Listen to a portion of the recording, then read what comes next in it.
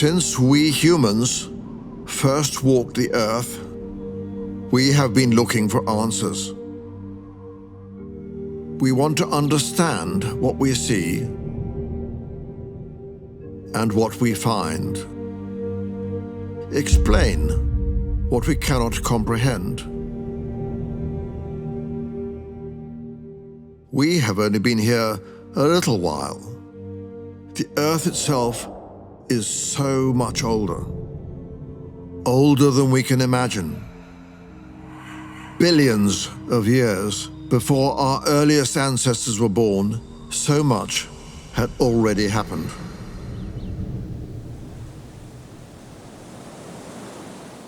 There is so much that seems to elude us, and yet we feel a need to explain it all. Just look at these huge stones that can be found throughout the Hondsrug region. We call them megalithic stones, but our ancestors had a different explanation. Long, long ago, so the story went, this area was home to a race of giants. When the giants argued, which happened a lot, they would throw enormous rocks at each other. They threw the rocks from Beinen to Borcha and from Borcha to Drauen. Their arguments created a giant megalithic highway.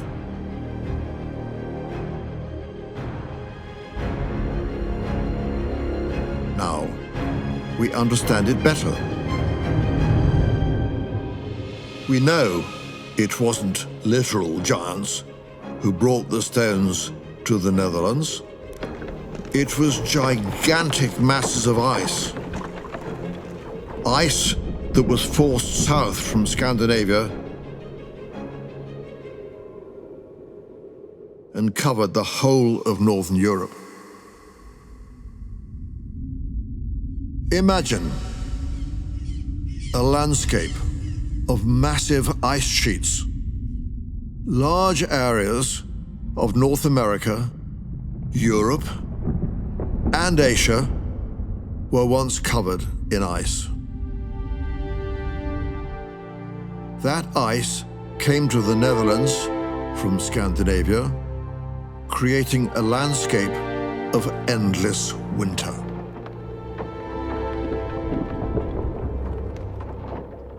The impact of all that ice can still be seen today, especially here in the Hondsrug UNESCO Global Geopark.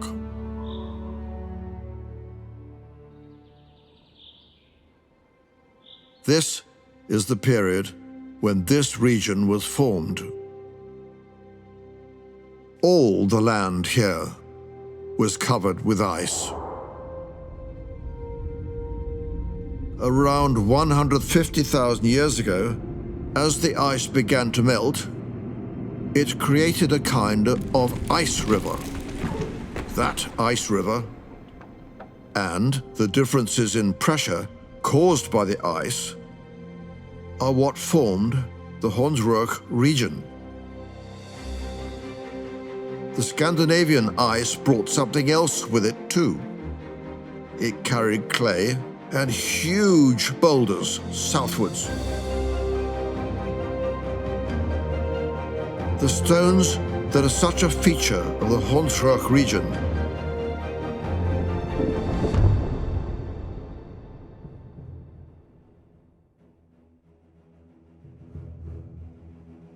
"50,000 years ago, Neanderthal roamed the area during the Weichsel Ice Age. They were hunting giants.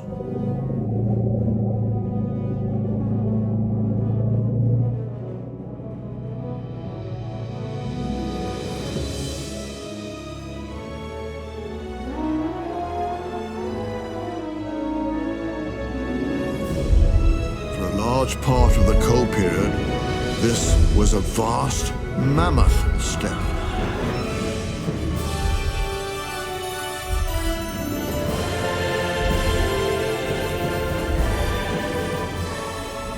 home to these huge, hairy beasts.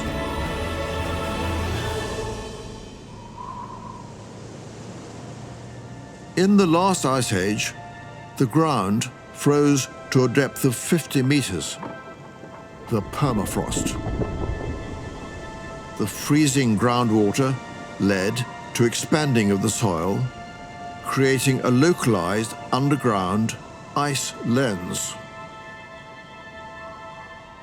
The ground above the ice lens was pushed further and further upwards, creating a hill that could grow to a height of many, many meters. We call these hills pinkos. As the ice lenses melted, they turned into the many small, oval-shaped lakes that we call pinko ponds.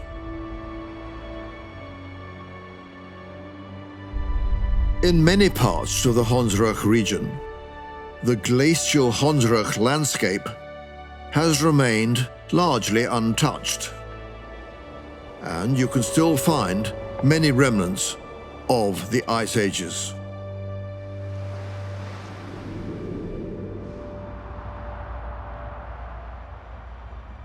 "12,000 years ago, the Glacial Ice Age came to an end. New animals came to the area, animals such as the reindeer. And with those animals came another kind of human.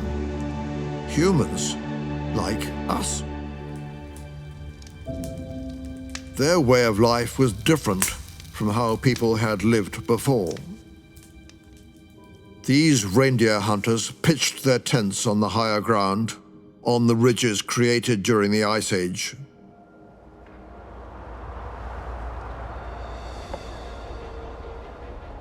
Slowly, people began to see that staying in one place had its advantages, from hunting and gathering to a new life as farming communities. The first people we know of who adopted this lifestyle were the megalithic tomb builders. They built houses, they kept livestock, grew crops, and they built tombs out of the megalithic stones.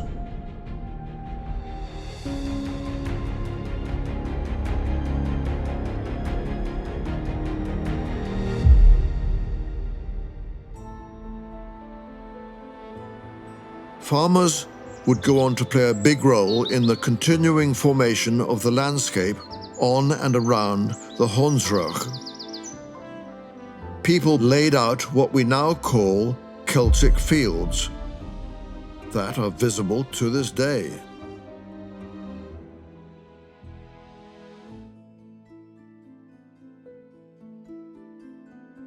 Go to Oud Alden, Nordlaren, or Walter and travel back in time.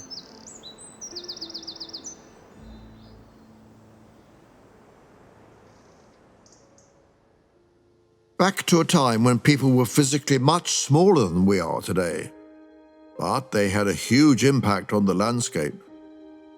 That impact unleashed another phenomenon: overgrazing. The landscape gradually lost its greenery. Nothing would grow in this barren soil, where animals had eaten all the plants. Nothing, except this one gorgeous plant.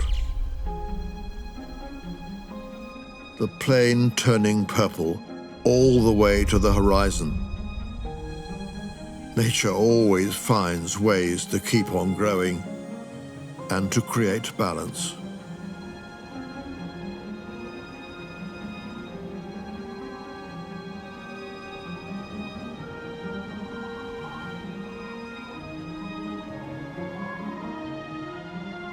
The overgrazing of the grasslands also meant that we could no longer contain the sand. With no roots in the soil to keep it in, it was blown in all directions. The sand even threatened the S villages on higher ground.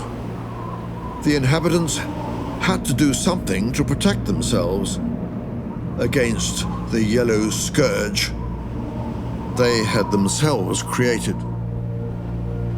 The protection they chose was to bring back a green good.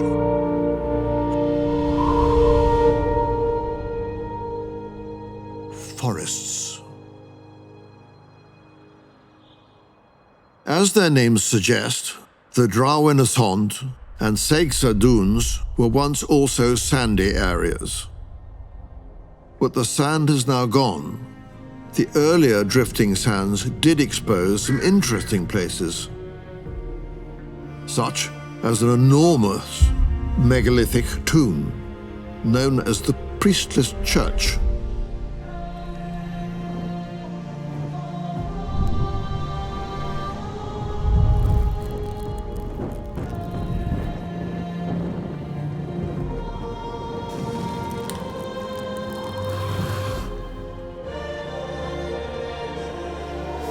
This was where Calvinists held their church services in secret.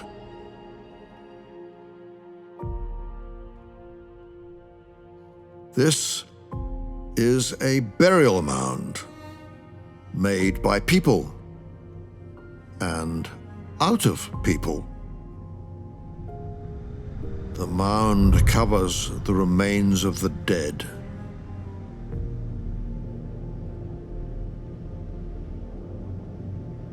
This mound is called the Galgenberg, or Gallows Hill. This is where people were hanged. Remember, in the late Middle Ages, there were far fewer trees here, so you'd have been able to see the mounds from far and wide. And that was a good thing, because they were a warning. The gallows, with the dead body dangling from it, told you, see what will happen to you if you break the law. But people in the Middle Ages had no idea of the previous purpose of the hill where they built the gallows. That may be the creepiest thing about the story.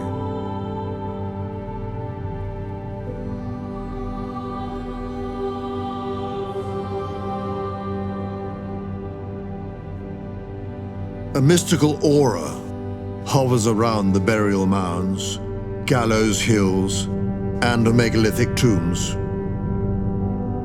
People invented stories about women in white, floating, ghostly beings that we now explain away as wisps of mist.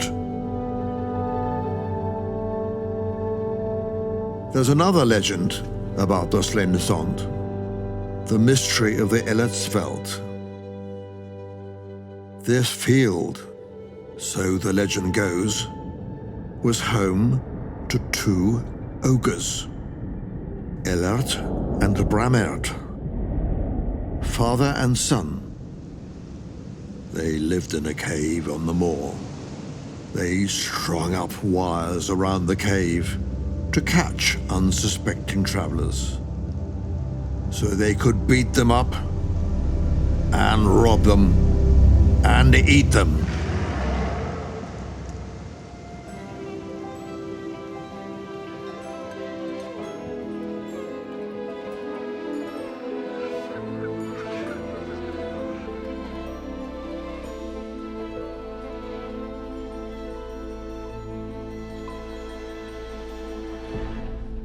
It was all very different in the Middle Ages.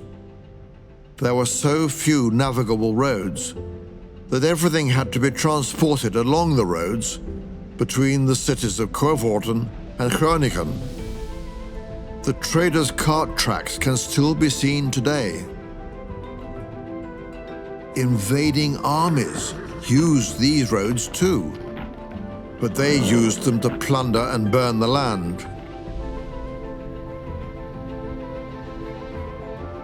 The people who fought on the Hondsrug were not all seasoned soldiers.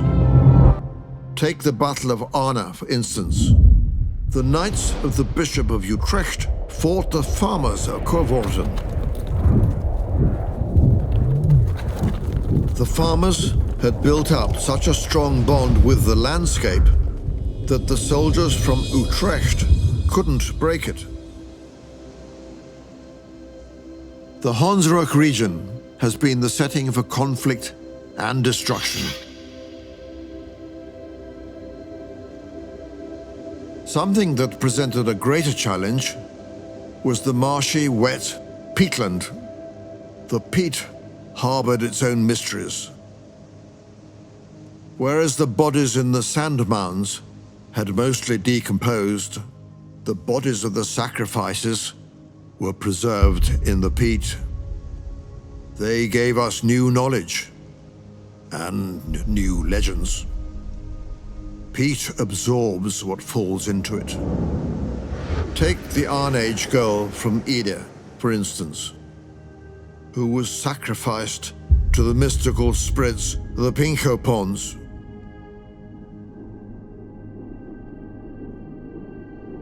A thick layer of raised bog had accumulated in the broad valley to the east of the Hondsrug. Starting in the Middle Ages, peat became a very valuable fuel, and people began to dig up the raised bogs and sell the peat. For centuries, people worked on the other side of the Hunza and in the peatlands near Emmen to extract turf from the wet ground. Thousands of peat laborers came from far and near. When the peat laborers had finished their work, they left behind flat, fertile land. This was an entirely new landscape. The Bacheveen peatland is still marshy, with raised bogs that are bursting with life. It's a unique place in the Netherlands. It's also very fragile. If the peat dries out, the peat moss will die out, and the rare plants and animals that live on the raised bogs will disappear.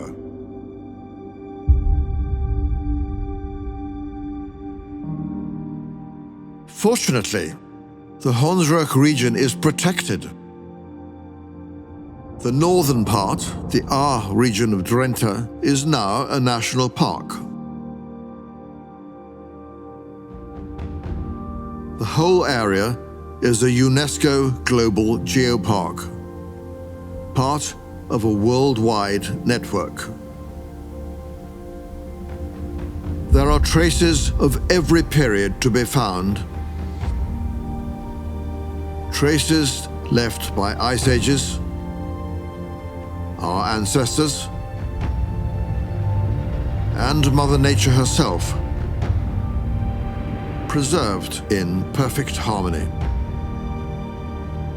That is what makes this place such an extraordinary landscape. No other region in the Netherlands has as many megalithic stones and burial mounds as this region.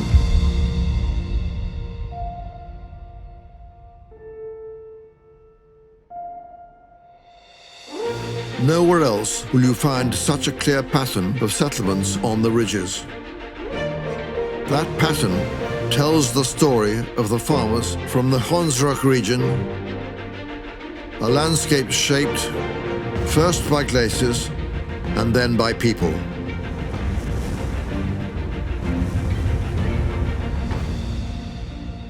With the passing of time, we have gained a lot of knowledge.